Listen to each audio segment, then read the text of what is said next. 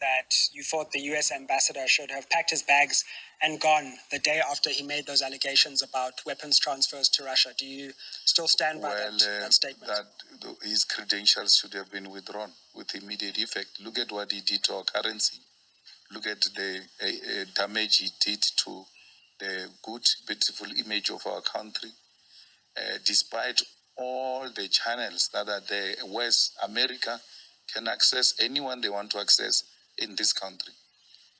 He takes a post he has taken, discrediting our country to a point where I like Minister of Defense's example, that we have not transferred anything, even the smallest to the size of chappies has never been sent to Russia. So why would someone just, in a diplomatic engagement, take such a posture against our country? And many people have criticized the U.S. ambassador's statements, but you went one step further and said that it would actually be good if we gave weapons to Russia. Yes. Don't you think that is not just veering towards non-alignment, but actually active participation in support for Russia? We are not non-alignment. What is non-alignment? Was Russia non-alignment during apartheid? Russia gave us guns. So did Ukraine. No, we agree, but our ally in the battle between Ukraine and Russia, it's Russia. And why would we want to give weapons to Ukraine? Why would we want to be non-aligned when it comes to Russia and Ukraine, when we say our political and historical ally has always been Russia? So they never became neutral. They've been with us.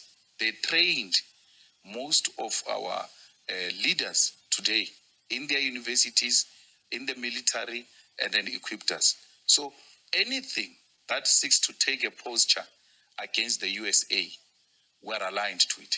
So let's delve into the historical narrative, because Russia and the Soviet Union aren't necessarily one and the same thing. So it's correct to say the Soviet Union was our ally, but the Russian Federation, which succeeded the Soviet Union, is quite a different political entity, a capitalist state in many ways, filled with great capitalist exploitation, from which President Putin himself has benefited. Mm-hmm. Ukraine could just as easily, historically, in fact, sometimes more, in terms of the training of MK combatants, MK leaders, stake a claim, historical claim to South Africa's allegiance. So why do we pledge allegiance to this new political entity which is not identical with the Soviet Union itself? No, the Soviet Union played an important role in solidarity with South Africa, but Russia in particular. So we're not confused about the role that was played by the Soviet Union, and that the Soviet Union trained a lot of our cadres, but Russia itself played, in that context of the Soviet Union, more significant, important role. A lot of ministers, we can call their names today, learned for free in the universities of Russia. Many of ministers, who can quote their names, and leaders today were trained in Russia.